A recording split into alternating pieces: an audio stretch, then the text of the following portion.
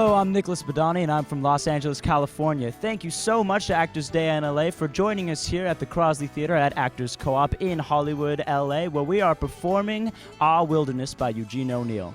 I play the part of Richard Miller, who is an idealist kid who I think all of us have gone through this stage that he's going through currently. He's trying to rebel against his parents, trying to figure out the truth of life, and seeing what happens in the end, finding true love, and finding what he thinks to be the answer to life. We have a wonderful director for Our Wilderness. His name is Tom Babbis. I've been working with him for the past month on this show, and I can honestly say he is one of the best directors I have ever worked with. If you ever get the chance to work with him, you are very lucky indeed. My name is Tom Babbis, and I am the director of Our Wilderness at the Actors Co-op in Hollywood.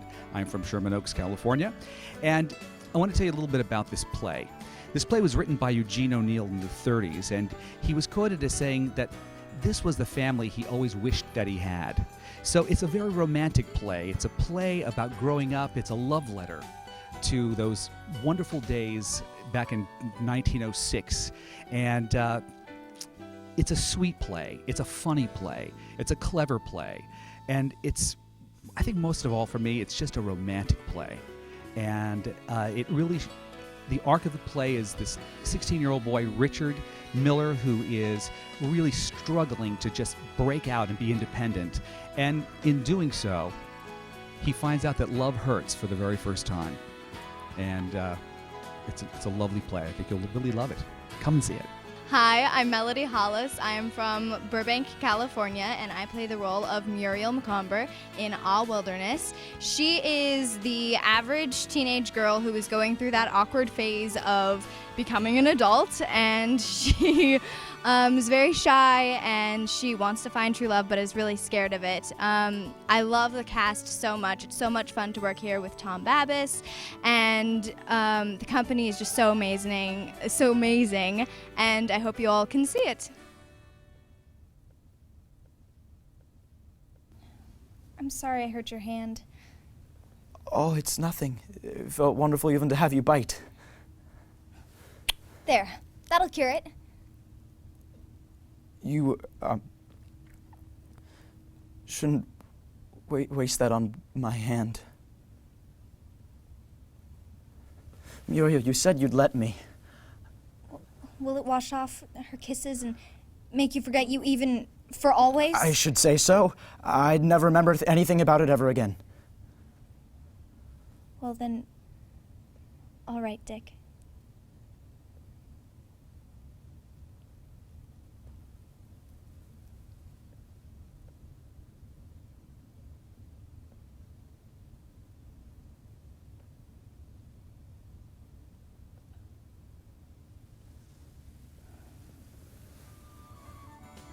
Hi, my name is Selah Victor, and I'm the producer of Our Wilderness at Actors Co-op, and we opened September 6th, 2013, and run through October 13th.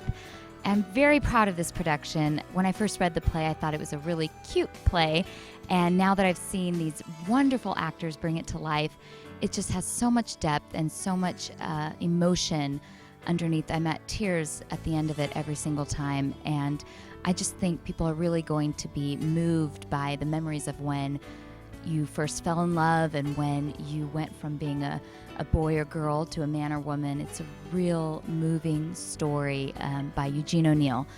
And we have some wonderful designers involved. We have Mark Henderson and Tim Farmer from Sets to Go, who created this beautiful set behind us. And we have Bill Kickbush, who was our lighting designer, and let's see, we have Chris Behavari, who did our hair, and Sean LeBlanc from Valentino's Costumes, who designed our beautiful costumes for this show. So we're just excited to have people come and see this gem of a play and really be moved by these wonderful performances.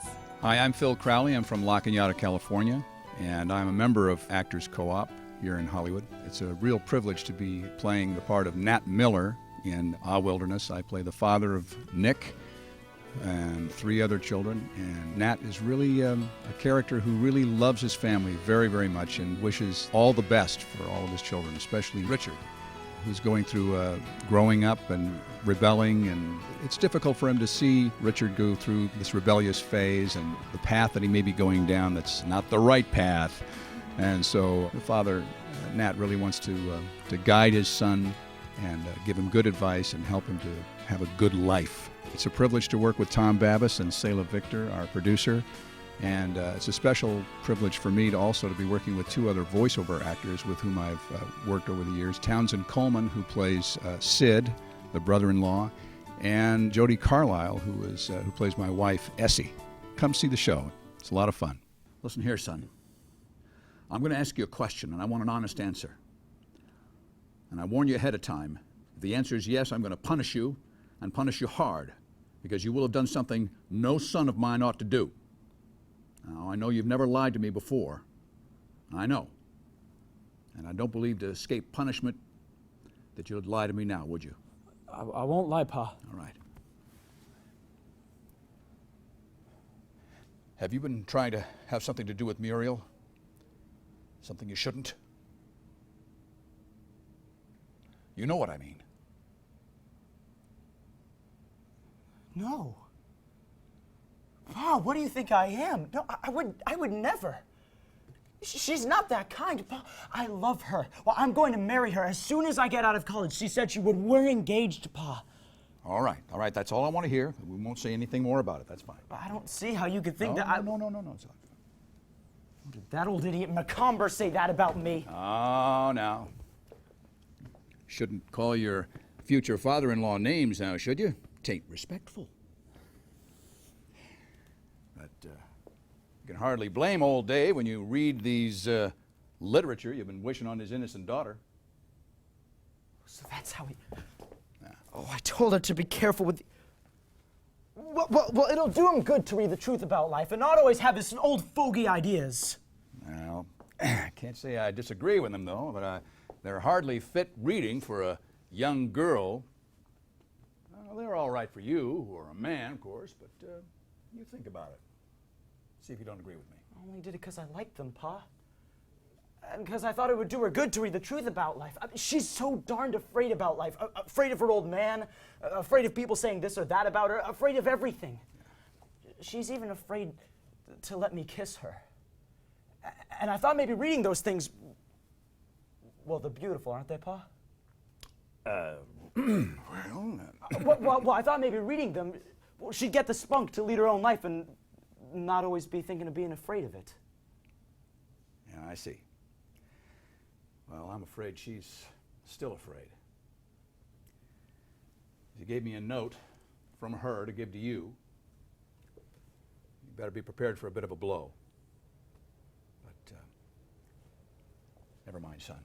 Thank you so much to Actors Day in LA for coming down to the Crosley Theater to interview us, and we hope you all come out and see Our Wilderness.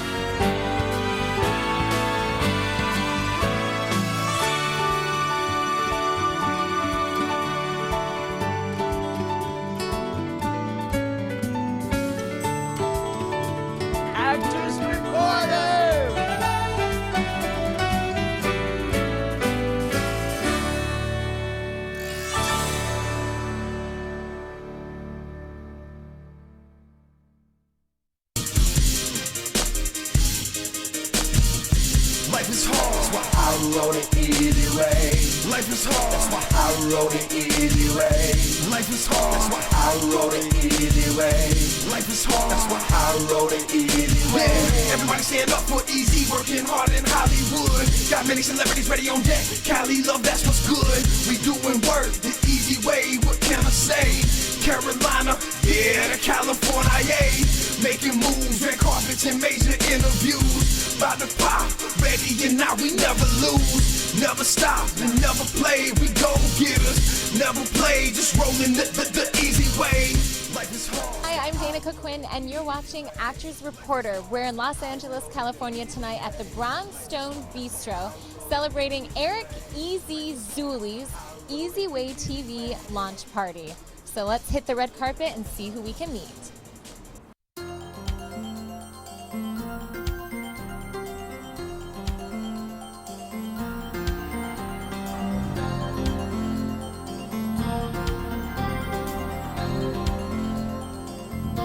Hey everyone, you're watching Magical Motivation, and I'm your host and empowerment specialist, Jamie Kalman. How many of you out there watching know someone, whether it's in your family or a circle of friends maybe, or a coworker, you know someone who just drives you crazy, right? Maybe they're just a really challenging personality. Maybe they're very difficult to deal with. Maybe you just flat out don't like them, right? That can be tough. That can be tough, absolutely, especially if it's like a coworker situation and they're there and you just have to deal with it, right? It takes all types of personalities to make the world go round, but that doesn't necessarily mean that we all gel, right? So some of us are like oil and vinegar, right? Or oil and water, I don't know the phrase, but you're with me, you're coming with me on it. I can tell, we're like this, you and me. So, so the thing here that I wanted to share with you is that there is a way of dealing with challenging personalities in your life without making yourself crazy, okay? And here's the secret. If you think about it, everything is a perspective.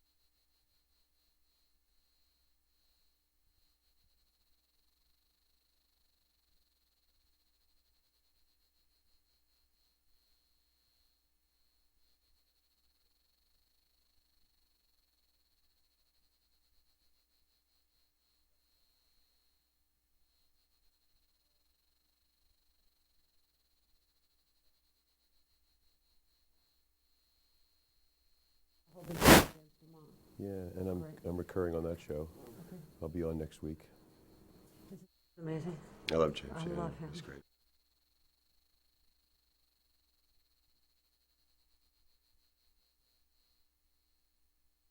You won't? The one camera's here and the other camera's here. Okay. We don't have his knee, do we? Okay. Yeah. Thank you so much.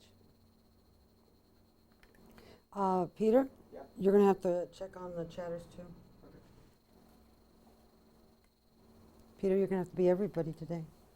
So we're 2 people down. That's what.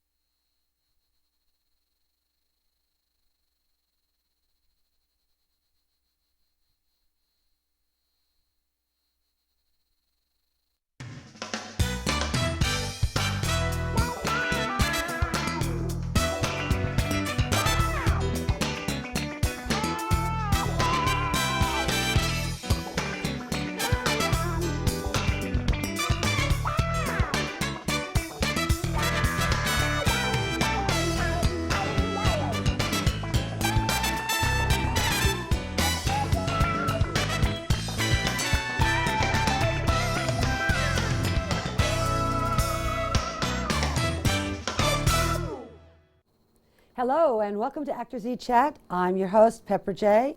I thought Brenda Epperson was going to be here today, but she must be running a little bit late in Los Angeles traffic.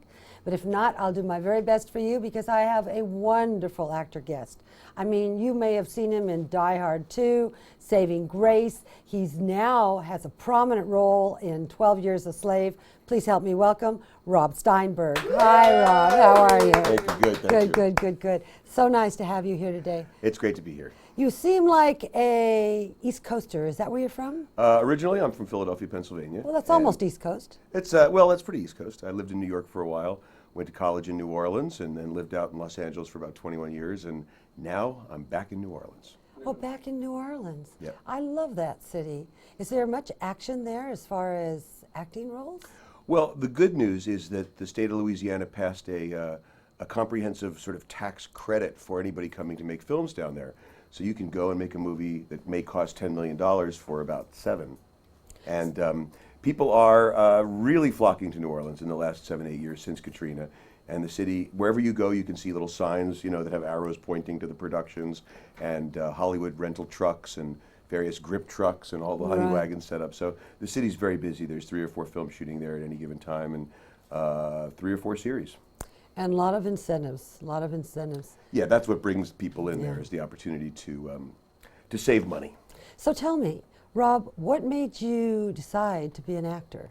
I mean, you didn't start off as an actor, did you? No, I started out in the music business. I kind of grew up knowing that I wanted to be in music. And my dad was an entertainment attorney in Philadelphia, and he represented the writers of the Stylistics and the Spinners and the producers of the OJs, and then went on in the mid-'70s to represent Bob Marley. So I thought my whole life would be based about music, and I loved music. When I got to college in New Orleans, I ran the college radio station, did interviews with artists that were coming into town, and went into the industry in New York and began to work in management with the Scorpions. Well, there's Bob Marley. There's Bob there. Marley. I worked with Bob for a little bit, and, Wow. his kids, the, Ziggy Marley and Stephen Marley and the Melody Makers. And then toured with the Scorpions and worked in management with them. Oh, Ziggy Marley. Ziggy Marley I and remember his that. brother and sisters.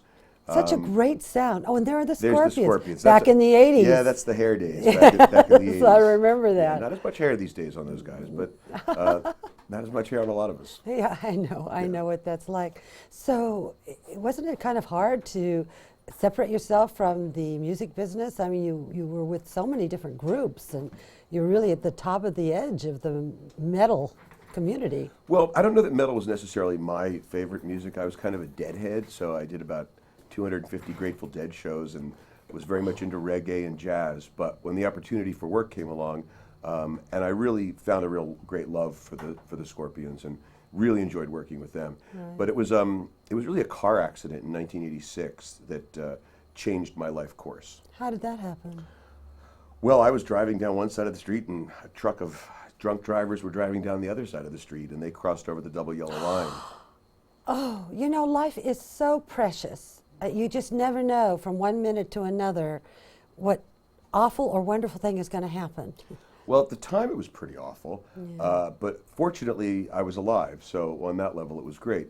And you know, while you're recuperating and learning to walk and going through rehabilitation, you find time to think about your life and your life's path. And even though I had loved music and loved what I was doing, I thought it was time for a change. I kind of figured, you know, if I'm going to act, then there's a situation where people have to deal with a lot of rejection in acting. And I figured if I could, you know, go through a windshield at 70 miles an hour, I could handle a little rejection. Oh my goodness, oh my goodness. So what was your first introduction to the acting entertainment world? Well, probably the first one was when the Scorpions did a movie, and they asked me if I would go out into the audience and hand a lovely young lady a backstage pass to get her reaction. So there is a clip somewhere, which I don't have, and I don't encourage anyone to go find, in a Scorpions movie called Worldwide Live, where that's really my first acting moment. That's sort of an interesting, I don't think anyone in the world has ever said that. We've had over 1,500 people on the show, and that's a first for me. Well, it really wasn't acting. I kind of, it was a perk of the job, Yeah. if you will. Sure, sure. And then, so oh, yeah, there it is, Scorpions Worldwide Live. How very Yeah, interesting. they look crazy, but they're really lovely people. I mean, initially, I got to tell you, when I was offered the job, I thought a nice Jewish boy going out on tour with, you know, leather-wearing German heavy metal band. Yes. You know, and I was reading the lyrics, like one of their biggest songs is "Rock You Like a Hurricane." So I'm not saying anything here that isn't already played on the radio, but there's a lyric in the song that goes, "The bitch is hungry, she needs to tell, so give her inches and feed her well." Oh my goodness. And I'm reading the lyrics and I'm thinking, this isn't my genre, my venue. How am I going to do this job? But you know, you sit down and you realize that, yes, that's their lyric, that's their stage persona, that's their acting. It's their show. Yeah, yes. that's their show. That's And they're right. wonderful musicians, and I came to really develop a great fondness for them as individuals and their music as well. Beautiful, beautiful. And then you really did jump into the acting world. Well, yeah, you could say I was catapulted into it to some degree, but after I had time to reflect and recuperate, I decided that's it. I'm going to go to California at the age of 30, and I'm going to study acting, and I'm going to be an actor. You know, 30 is very Old. old in the business to start, and your career is amazing. When someone looks at your IMDb page, the Internet Movie Database, that's where you can look up the TV and film that someone's done.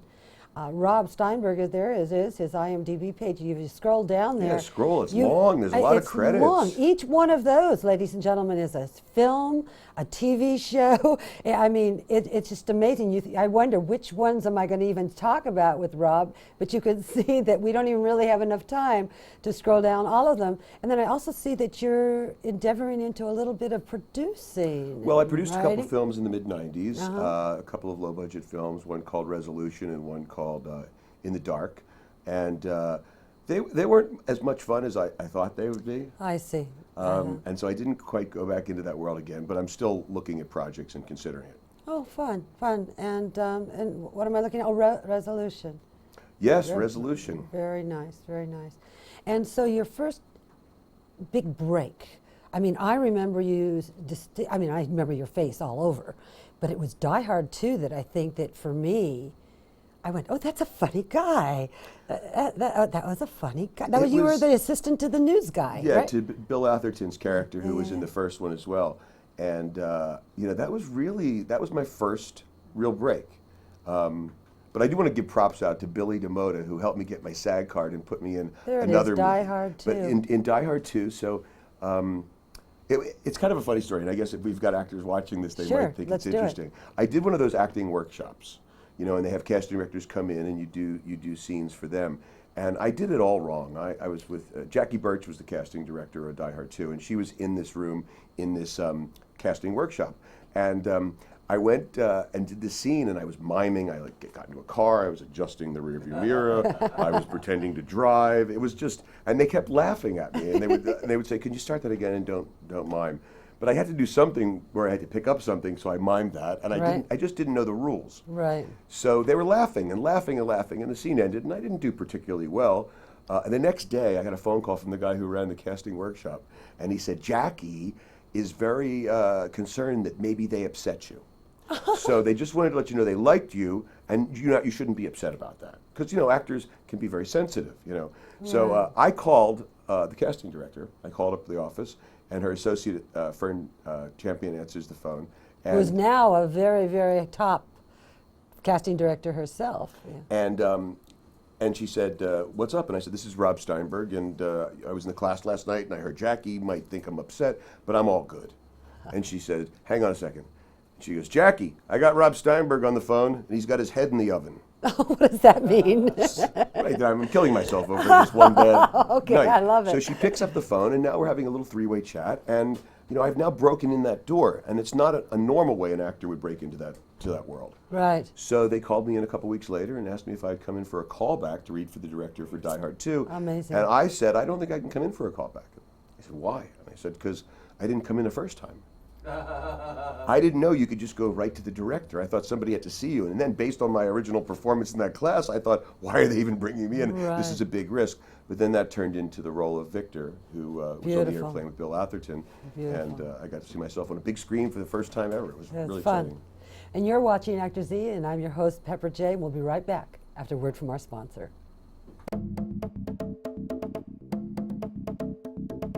The great thing about NNL Media is a one-stop shop. We are soup to nuts. We have writers, directors, producers, animators, motion graphics artists, editors, videographers, musicians, all under one roof. And we are a boutique creative house where we actually do the creative at much more affordable price and have the staff in-house to execute it professionally.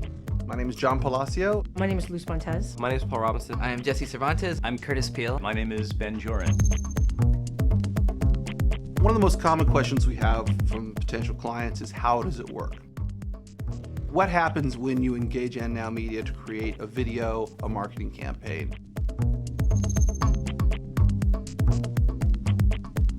It first starts with, obviously having the phone conversation with the client. Brainstorm with them to come up with a really good concept and a really good idea to push whatever they're trying to do to the next level. Only with that in mind can we really try to tailor a concept and a script for their exact audience that fits in with their branding and the message they want to tell. We'll storyboard it out, get a real rough idea of what we want to do. We'll then present the client with a couple of options, different ways that we could go with some of the things that we've come up with. And they'll say this is good, and then we'll come back and we'll start animating that or designing it or editing it. Our clients are generally, like to be really hands-on, and we'd like to hear from you kind of all along the board. There's no surprises.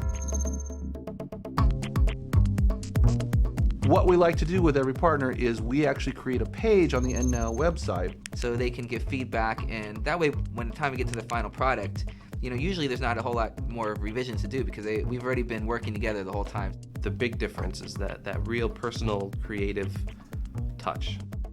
We have a creative group that can execute that vision, whether it's animation, video, motion graphics, and do so with some unique creative that is custom tailored to that business.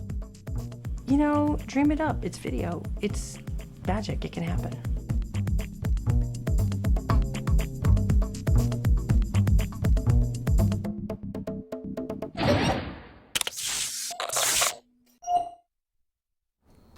Hi, welcome back to ActorsE Chat. I'm your host, Pepper J, here with Rob Steinberg. And don't forget to visit Actors Reporter, our sister channel, and click on the Actors Discount link. John Ferrari, can you give me a net one for Actors Reporter, please? John's on the edit board today. There we go. And you'll see the Actors Discount link at the top, and it'll link you to all sorts of wonderful, wonderful sponsors. And now we're back. And thank you so much. And I'm here with Rob. And so that was interesting. We have a picture of you in Die Hard 1. John, pull that up for me. Die Hard 2. Yeah. No, it's the black and white picture, Johnny. Hit on the black and white picture. There you go. And pull it over. There you are. Young. Very young. It's like 26 years ago. That's sort of amazing, isn't it? Isn't it interesting how you do a movie? Thank you, John. And it stays forever. It lives on. It's like you're captured in that moment in time. Everyone will remember you with that look that you had in Die Hard 2. Yeah, so I get to stay young in time forever. That's right, that's right. There's another good story about the Die Hard 2, because I had just gotten out of the film business. I just got out of the music business. Right. So I knew a lot of different artists and a lot of friends that were musicians. And a lot of people didn't know I had become an actor and dropped out of the music world. So I was at a club one night, and John Bon Jovi, who they actually opened up for the Scorpions on their very first tour.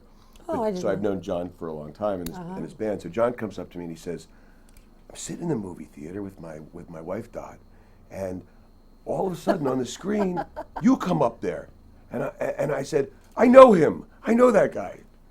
I mean, it's just kind of funny. John Bon Jovi making a reference. There's John Bon Jovi there. Yeah. Yeah, he's had a nice career, hasn't he? He's had a great career. Makes great music. He's a wonderful guy and a pretty good actor too. That's right. Yes, he is he's been doing a lot of acting, and he's very good. That's right. Good for him. Some people, the public doesn't seem to allow them to jump from one genre to another, but they did you and they did him. Well, I didn't perform, so I was kind of behind the scenes. That's true. I could sort of jump wherever I wanted to in total obscurity at times. I understand. Now, Die Hard 2. You've had so many credits, so many films and things. I just want to ask you, do you have any advice, audition advice for actors? I mean, because you book, do you book everything? It's like No, amazing. it's I'd love to say that, everything I do gets callback and 3/4 of the callbacks lead to work, but that's not the case. It takes a long time, and so audition techniques were very different then than they are now. And because a lot of the work is done at home on a video camera and you mail in your audition, you have to be dead on. You have to really know your material because you've got to put something on there that is the actual performance.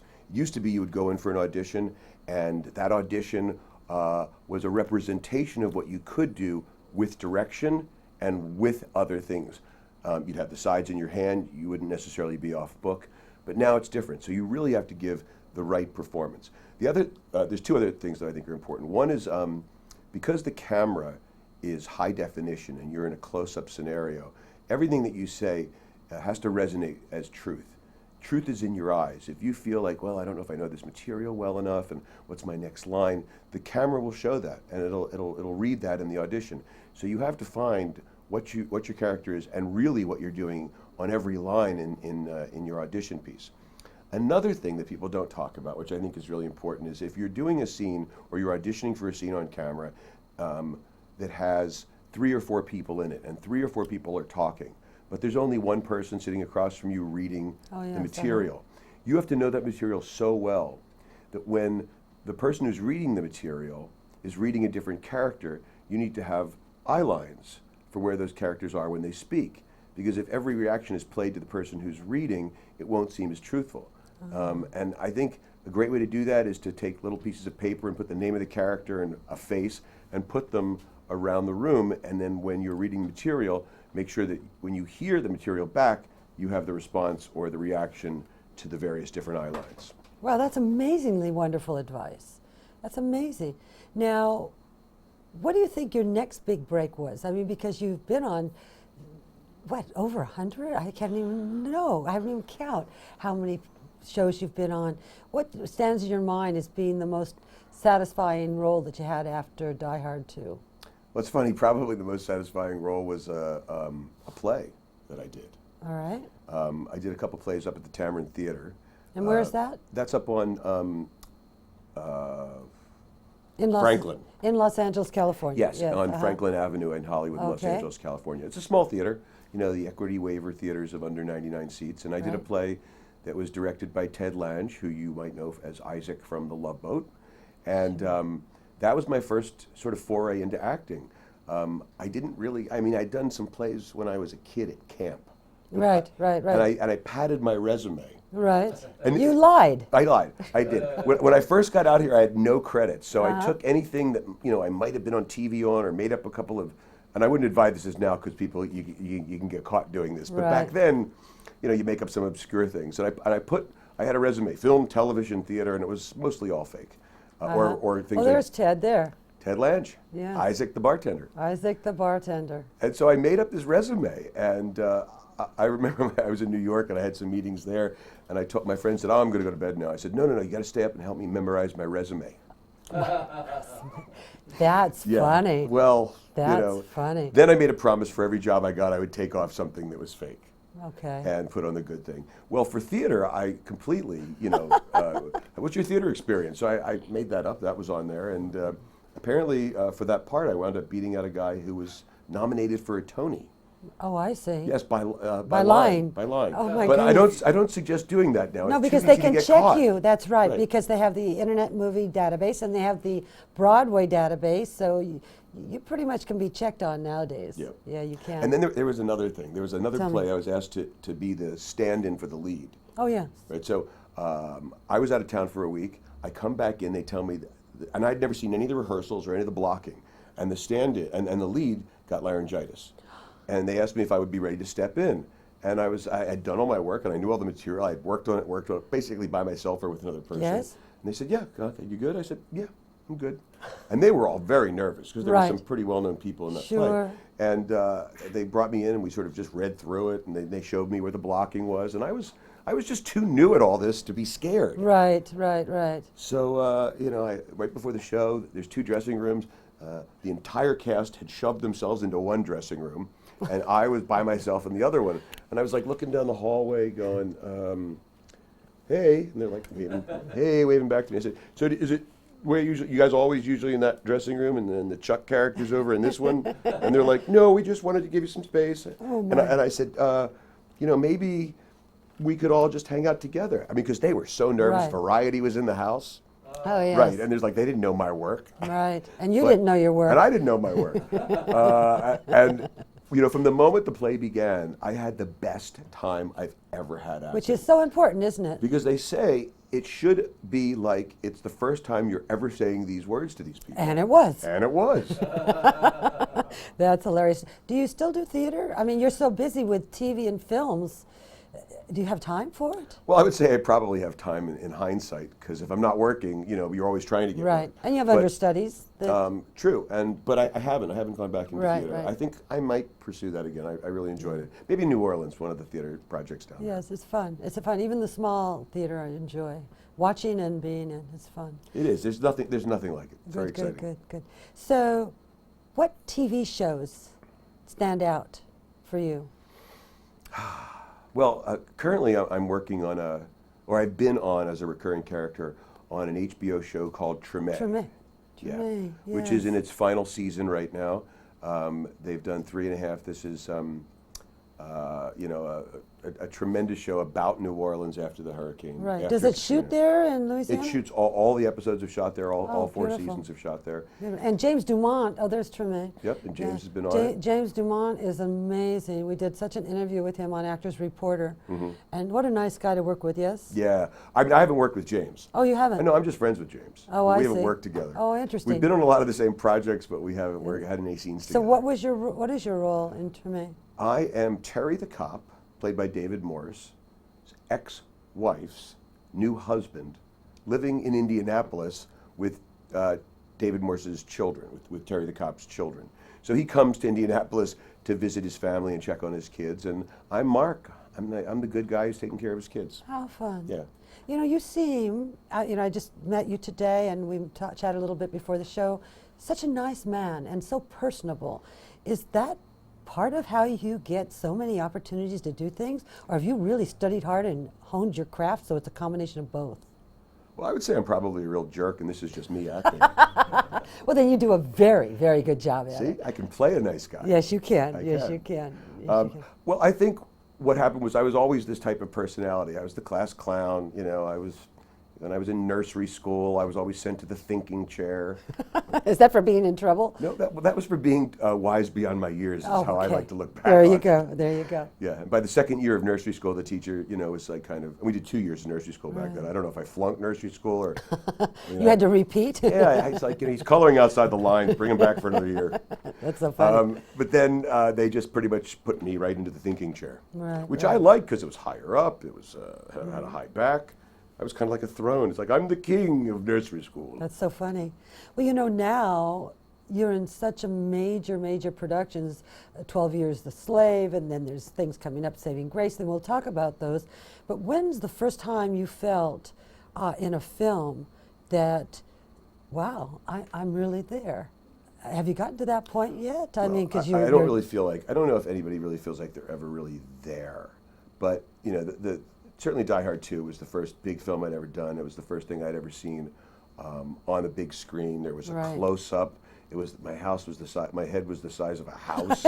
It was fascinating, at that time. And I kind of thought, this will continue. There'll be limousines and there'll be trailers and Right. It didn't quite go that way. I think there's going to be a lot of ups and downs in careers, and I think Right. you have to prepare yourself for the fact that. Sometimes great things come early, Right. and sometimes it takes forever to get to something great. Right. I mean, in the 25 years I've done this, I've done some blockbusters and I've had some fun on some TV shows, but I've never been involved with a film that's as important as 12 Years a Slave. 12 Years a Slave. Well, you're watching ActorsE Chat, and I'm your host, Pepper J. I forgot my name a moment. Pepper J. That's Pepper J. Thanks, Rob. I'm Rob Pepper. And thank you. We're going to be back to talk about 12 Years a Slave right after this. Thanks. Over her long career, Nina Foch appeared in classic films such as Spartacus, The Ten Commandments, and An American in Paris. She received an Academy Award nomination for her performance in Robert Wise's Executive Suite. In 1965, Nina Foch arrived here at USC to begin teaching directing, and I was lucky enough to get into one of her first classes. Even as she continued acting in film and television, Nina's passion for teaching lasted for over 40 years. Her course was immensely popular because she developed her own unique style, drawing on her experiences studying with Lee Strasberg, Stella Adler, and Uta Hagen, and being directed by such icons as Vincent Minnelli, Stanley Kubrick, Cecil B. DeMille, and Otto Preminger. As I began directing, the tremendous value of her teachings became evident and how important it was to preserve them for future generations.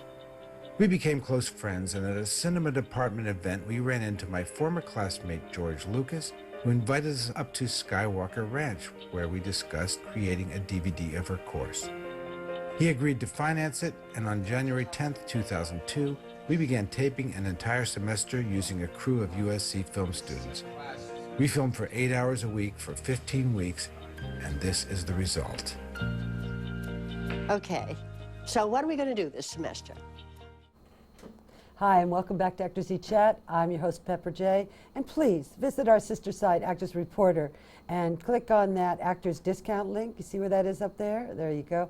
And you'll see discounts to all of our wonderful sponsors, whether it's downloadable informations, bakeries, photographers, production companies. We appreciate you, and we're back. So with Rob Steinberg, amazing actor and a really all-around nice guy, believe me. I'm telling you. Now, you've been on so many different TV shows with Matlock, Melrose Place, Charmed.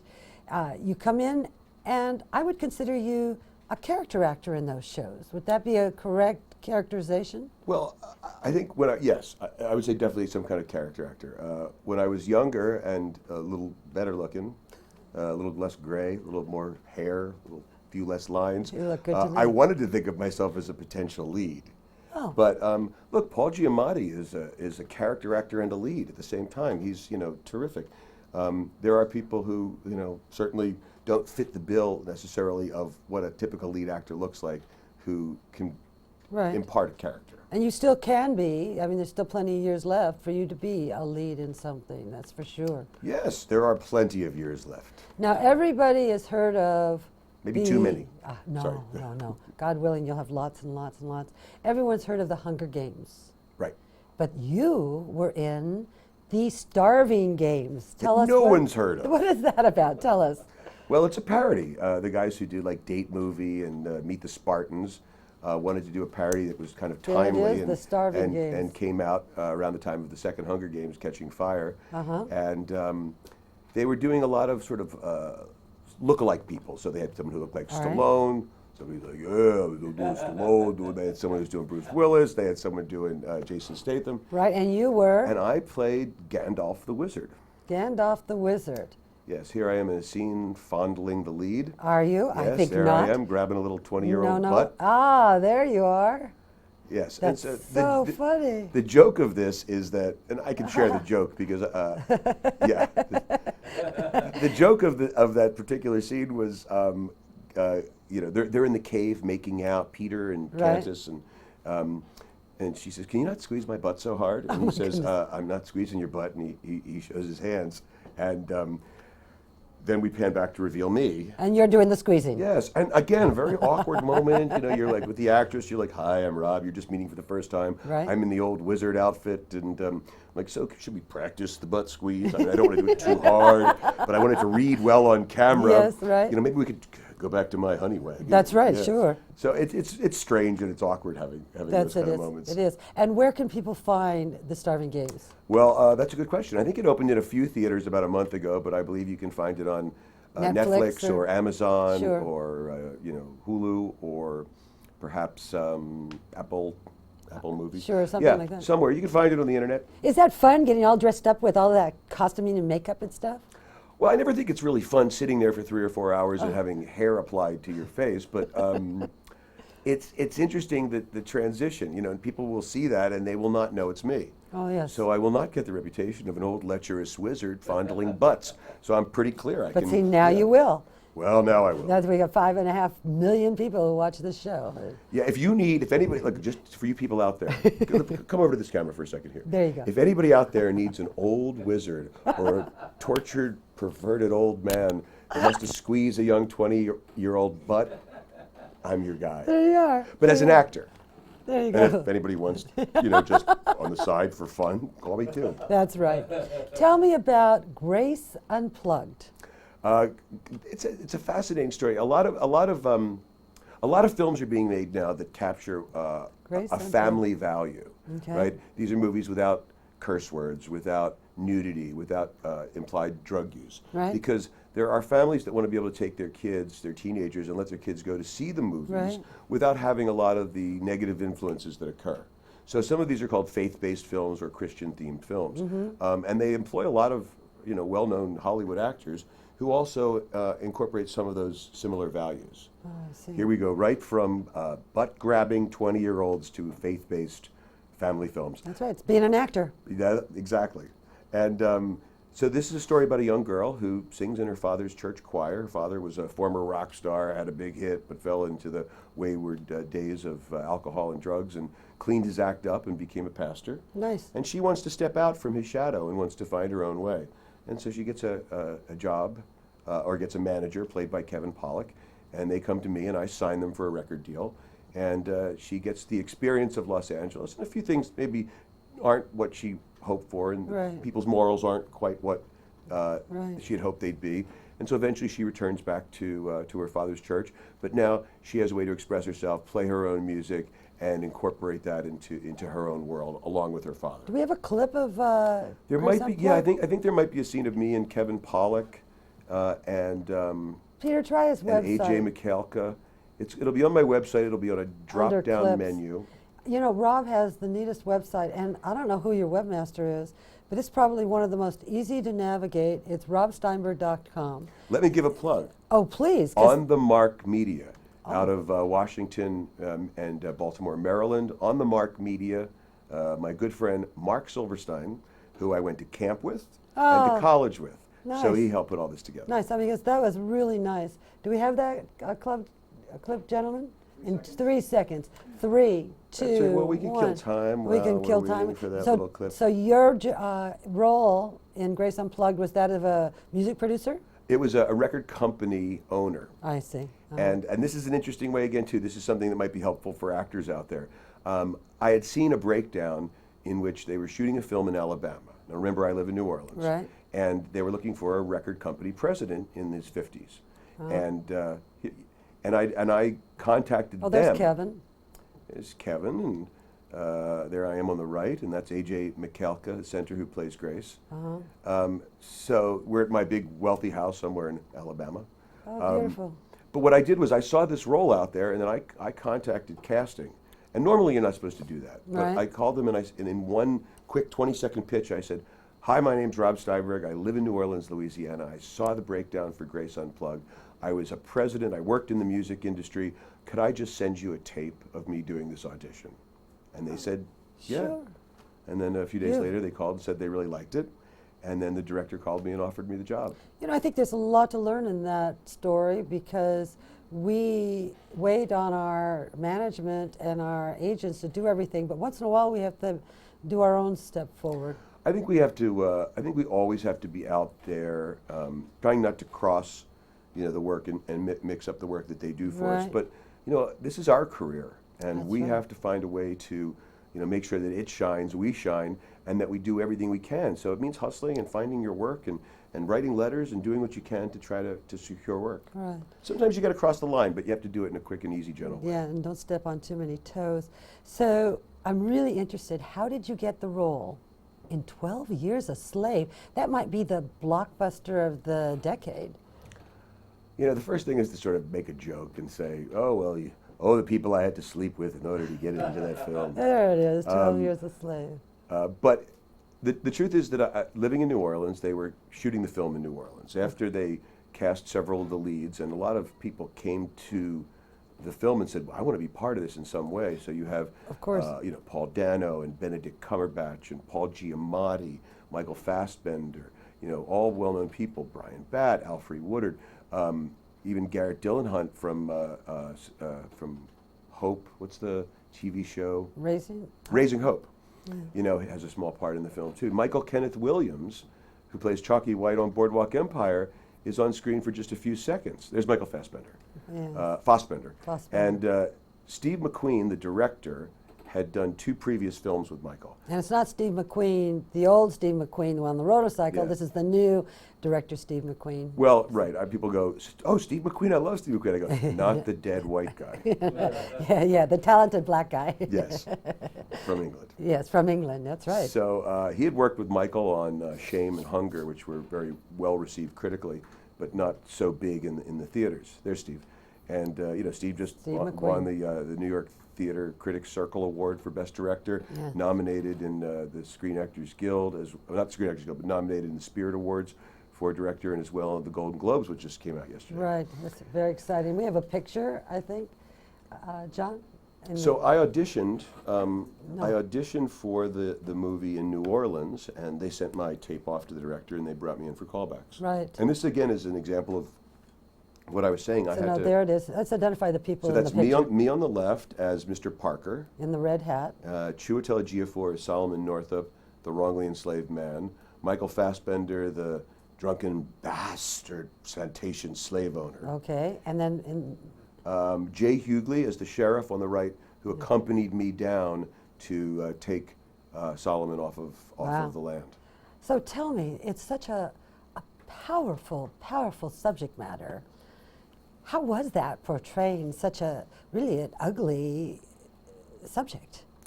Well, it's certainly a dark spot on our nation's history. Slavery was an awful, terrible, violent time in our lives and time in our country's history. So you knew when you were looking at the subject matter that you had to treat it very delicately, Right. But you also had to be honest. The greatest thing was there's a book called 12 Years a Slave. It's based on a true story of Solomon Northup's life, where he was, in fact, offered a job, and while he was on his way to accept that job, the people who had offered him the job had hoodwinked him, drugged him, and he woke up in the morning shackled to chains. Can you imagine being just a working man with a family and then all of a sudden waking up and being in that situation? It's like the biggest horror you could imagine. A nightmare that you can't figure out how to wake up from. And he chronicled his experience and his life as this slave, and it was amazing. Well, we're going to talk more about 12 Years a Slave and see some clips in just a moment.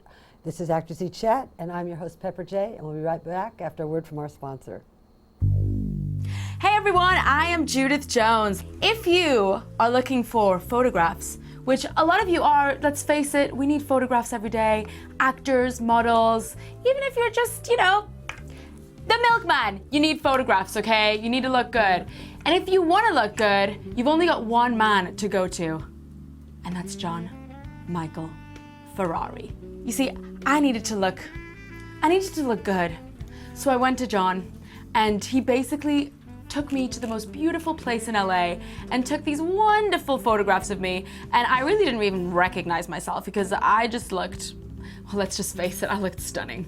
So if you want to look stunning like myself in those photographs, go to him. He will make you look beautiful. If you're pretty, he'll make you look prettier. If you're not pretty, he'll make you look pretty. John Michael Ferrari. That's all you need to know. So go to imagesbyferrari.com. That's the website, imagesbyferrari.com. And you can check out all his photography and you can contact him there. You can look at a picture of me. He directed me, because if you need direction, which, hello, I do, he directs you too. So go and check that out, imagesbyferrari.com. You'll love it. You'll look great. Check it out. Bye, everyone. Hi, welcome back to ActorsE Chat, and that was Images by Ferrari, one of our wonderful sponsors. And don't forget to use your promo code ActorsReporter for any of the wonderful sponsors for this show. And we thank you. And here I am back with Rob Steinberg, and we're talking about 12 Years a Slave. And tell me about your character, please, as we watch this clip. Well, all characters are based on true people that existed within the time. I play Cephas Parker, store owner in Saratoga Springs, New York. I see Solomon and his family come into the store, and I know them. I've known them for years. I like them. I don't see, Mr. Parker doesn't see color. Well, somebody say he might see money, but he truly sees the people for who they are. And he likes Solomon very much, and has a great relationship with him and his family. In this scene here, we see a sort of a wayward slave come into the store, and his master come in, and he asks, he says, "Pardon the interruption," and Solomon says here, "No interruption at all." And obviously this man, even in the North, is not used to having a black man address him. So there's a little discomfort that exists even in the North Certainly, racism existed throughout the country. Right. Slavery in a much greater way in the South, but still, it took a long time for people to be accepting, and I don't know that everybody truly is at this point. Things are better, but I think they're very much better, really. I think most of us don't really care one way or the other how much melatonin someone has in their skin. Most of us, but I would tell you the people that have it would tell you that they get treated differently. Yes, I'm sure. And how long did you shoot? Well, it was a 40-day shoot in New Orleans in the summer. Pretty hot. Year and a half ago. Very hot. Yeah. And if you look at some of those costumes and imagine wearing very heavy leather jackets and polyester, gabardine wool, it was pretty toasty. Right. I was on the film for 4 days. So I Mhm. had that one scene in the store that we just saw was actually shot. It was doubling for Saratoga, New York, in the 1840s. We shot that in New Orleans in the French Quarter and took over an entire street, redressed the fronts of buildings, put dirt on the road, brought carts in, and built a little set of the store so that we could, impart what was what the city was like at the time. Isn't it amazing what they can do to make Yeah, it seem like it can be in any place whatsoever? And we have awards season here and coming up. 12 Years a Slave must just be at the top of just about everything. I think they also have their own Facebook page, guys. Pull that up for the audience when you get a chance. Well, look, awards are great. Yep. Who's going to say they don't want an award, right? All right. Somebody says it's an honor just to be nominated. It is an honor just to be nominated. And then a friend says, it's an honor just to be eligible. I got it. It's an honor just to be breathing. I mean, you break it down, you really have to be thankful for a lot of things. And I think really what awards do is they bring more attention. There's the Facebook for 12 Years a Slave. Look at that. What do they have? I don't see too well. 4 Screen Actors Guild Awards. Wow. And 7 Golden Globe Awards. Wow, amazing. And over 80,000 people liking it already. It hasn't even been up that long. No, well, those Golden Globes were announced yesterday. Yes, isn't that exciting? 12/12. 12/12. Right? So maybe that's a sign. They were announced on 12/12, 12 Years a Slave. I don't know. I mean, could it get better than that? Pretty wonderful, pretty wonderful. Let me tell you a little bit more about Mr. Parker. I want you to, please. Because there's really only 2 good kind of white guys in the film. Okay. Me and this upstart named Brad Pitt. No, I think I've heard of him. Well, Brad's company produced it. Jeremy and Dee Dee, they were very instrumental in making this film happen. And I think this would have been a hard movie to get made if it wasn't for Brad saying, I'm going to come on board, I'm going to put my name on the credits, I'm going to play a small role, and this will help finance this really important story. So kudos to him, for all the work he's done in New Orleans, for all of the rebuilding of homes, and for the attention that he's brought to that city and to many other, worthy and notable charities. Right. Mr. Parker gets letters from Brad Pitt's character. Brad Pitt's character, Mr. Bass, writes on behalf of Solomon letters back to his family and friends in the North. And then Mr. Parker has to figure out, the family's going to get the letters, he's going to get the letters, and what's going to happen? Right. Well, obviously his son says, well, I'm going to go with you. And I have to say, you can't go with me. I've got to go do this alone. You can't travel through the South as a black man. The same plight could befall you. Right. And so, as I was trying to find out what it takes, what the character, what it takes to say, I'm going to close up my store or put somebody else in charge of my shop and my livelihood, Yes. and I'm going to spend a month traveling. Yes, for a fellow human being. By ship and rail and freighter, and come into the South and bring this man and then spend another 3 to 4 weeks to come Right. back at great expense. Right. What does that take? And I was reaching into my life to try to find out what I had done that would allow me to believe that I was capable of really How playing about this the person. accident that you had and you overcame? Well, that's me overcoming something, but what about a guy who sacrifices everything for somebody else? Right, right. So I looked into my life, and I found a place where I had a friend who was sick and dying, and when I found that out, I wanted to go be part of what I could to help his family out and be with him.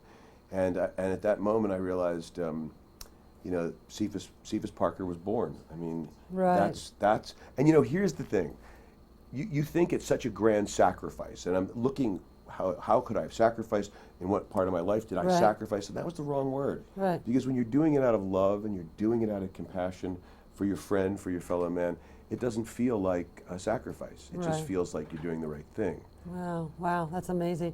So I don't want this show to ever end because you're delightful, but I'd like to share with people where they can find out more information about you. This is your website, robsteinberg.com, and you can find clips on there and all sorts of information. There's your IMDb page, Internet Movie Database, which has all of your credits. There's your Facebook page, that's Rob Steinberg. That's just Rob Steinberg. I do There you not go. have a fan page because I don't want 111 fans. I'd rather have 5,000 people who care. There you go. And then also on Twitter, and you're not very good at tweeting, are you? I haven't done it since Halloween, but No, I'm but going to you're gonna- learn. I'm he's going gonna to be get better. better. That's right. Going to get It's better. gonna get And better. that's Steinberg Nola. Steinberg Nola, that's great. Ah, and there's me. That's very nice of you guys on IMDb. Thank you so much. And that's me on Twitter. That's enough of me. Thank you so much, guys. And thank you. I just really like you. Oh, You're thank so you. cool. I like you too. There you go. Write Hey. that down, would you? Hey, what are you doing later? Hey, listen, I could play your mom in something. Let's do that. Ooh. Ooh. I think you're maybe a little young to play like. Okay, we'll talk about that. Listen, I want to thank all of you, your viewers and chatters, for joining us here on ActorsE Chat. We've now surpassed 5.5 million viewers, and we Yeah. appreciate all of you very much. If you missed the beginning of today's show, or you want to just see a repeat, just go to ActorsEntertainment.com and put the talent's name, Rob Steinberg, and let's show, talent? please, Nice. net one, please, John. There you go. There you go. And that's you put Rob Steinberg in the search box. And then if you just please go to IMDb and find Internet Movie Database. Peter, let's show that. Just worry about that over there. There you go. There we are on IMDb to see some of the 1,500 plus entertainment industry guests that we've had here on ActorsE Chat. And please visit Actors Entertainment on Twitter. The handle is @ActorsEntertain. And don't forget to like us on our Actors Entertainment fan page. We always like to be liked. We appreciate that. And stay tuned because after the show, you're going to see the Actors Reporter animation, which won Best Animation at the Telly Award. Isn't this nice? Lovely. And thank you. And heavy, too. Yes, it is. Very Thank you, weighty. And Now Media and Pepper J Productions for that animation. Thank you, Rob, for being on the show. We really appreciate it. I'm sorry Brenda wasn't able to be here today, but I hope that I was an okay replacement for a host. Thank you, guys. Thanks so much for joining us. Take care. Bye. Bye-bye. What's that? ActorsE Chat Show? Happens to be my favorite. In the morning, I want nothing but a cup of coffee, a bottle of Kahlua, 6 naked girls. Wait, no, that's not right. ActorsE Chat Show.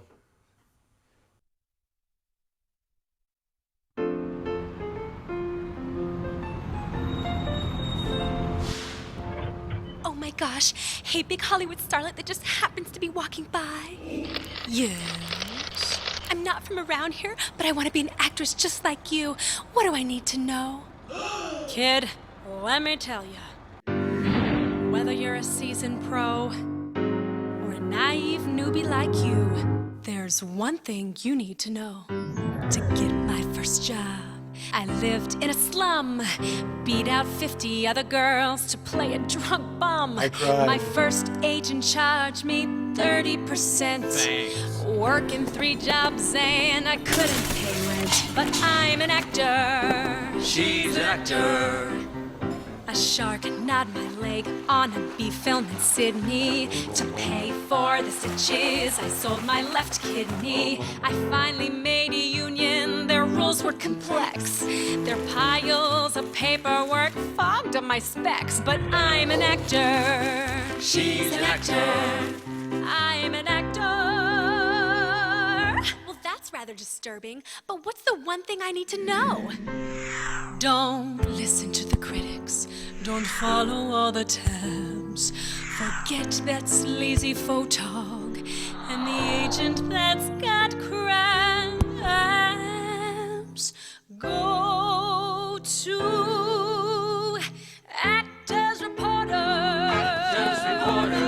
ActorsReporter.com. Learn the tricks and the secrets without all the sweat.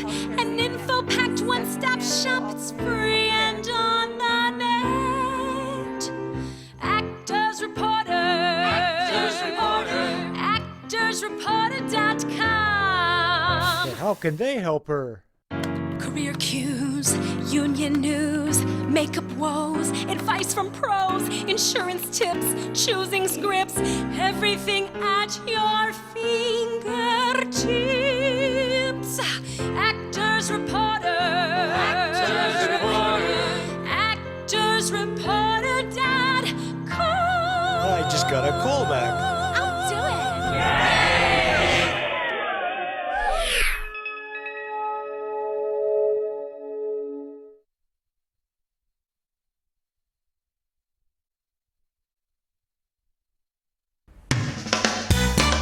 Oh, hello. I'm Mary Jo Gruber. Thanks for joining us on ActorsE Live Chat Show. I'm just one of your ActorsE hosts, but as you can see, I'm also the ActorsE Live video editor, which means that I'm here, even when you don't see me. ActorsE is here to chat with you Monday through Friday at 10 a.m. Pacific Standard Time, or Hollywood time, as I like to call it. Our guests include actors, directors, producers, writers, singers, comics, and others that are all in the entertainment industry. You can see previous shows at www.actorsentertainment.com, and be sure to check out our guest index to find your favorite celebrities. See you next time. I'm working.